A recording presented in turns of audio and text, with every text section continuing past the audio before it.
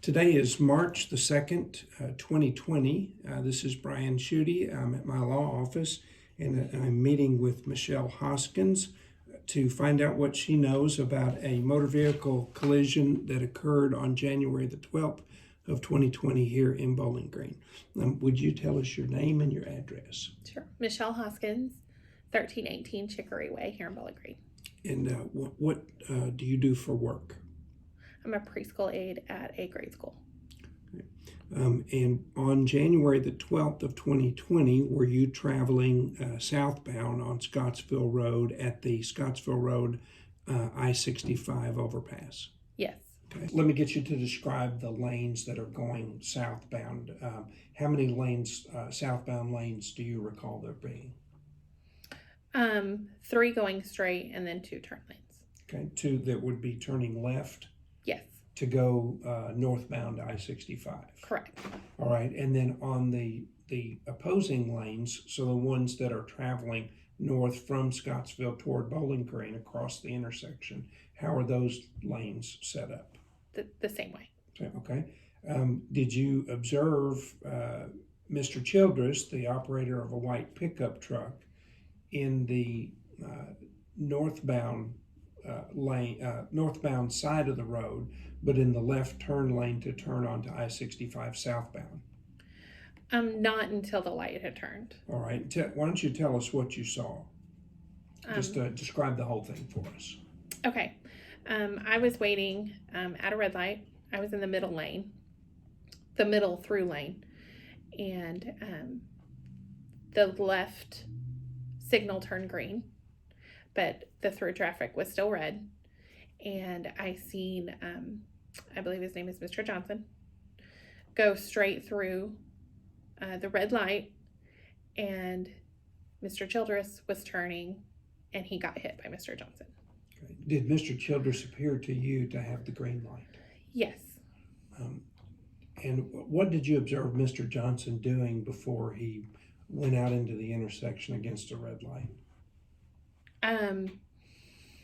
There was a car next to me on the left side, and he was, I don't know, they were like gesturing to each other like they knew each other, kind of talking to each other. I had my windows up so I couldn't hear what they were saying, but I could definitely tell they knew each other and were talking to each other.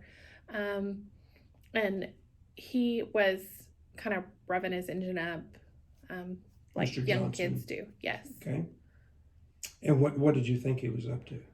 I didn't know. I remember commenting to my son, like, they're being silly, being like horsing around. And I do remember saying, when you drive, you better not do things like that. Okay. And so when Mr. Johnson took off, are you completely certain that he took off against a red light for his lane? Yes.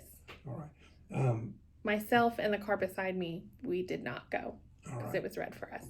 And did you see Mr. Johnson proceeding through the intersection even to the point of contact with Mr. Childress's vehicle? Yes. Okay. What would you estimate his speed to have been at that point? I don't know what he could have gotten up to at that point, but he took off fairly fast. Okay. Did he seem to be pushing the vehicle speed-wise as hard as he could? That's what it looked like from my perspective. Okay. Do you remember hearing the collision of the vehicles? Yes. What was that like? It was loud and pretty scary. My son's 13. He was with me. He was pretty scared. So once the collision occurred, it looks like the vehicles came to rest right at the end of the entrance ramp onto I-65, but not on the ramp. Is that right? Yes. Mm-hmm. And it looks as though they were each pointing now north-south. I'm sorry, I guess it would be east-west. They were perpendicular to your car. Yes. All right. And what did you do once the vehicles came to a rest? I pulled onto the shoulder. I told my son to call 911, and I got out and went to Mr. Childress. All right. And what did you see when you got to the truck? He was kind of in and out of consciousness. He had lots of blood coming from his head. So I was just trying to keep him awake, and The car to the left of me also pulled over, and then Mr. Johnson himself seemed okay. He was up walking around and asking if Mr. Childress was okay.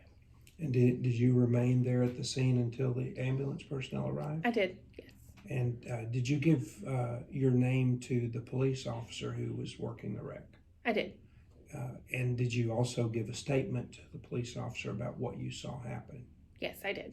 And did you tell the police officer pretty much the same thing that you've just told me? Yes, I did. So whose fault was this wreck? From my perspective, it was Mr. Johnson. Any question about that at all? No.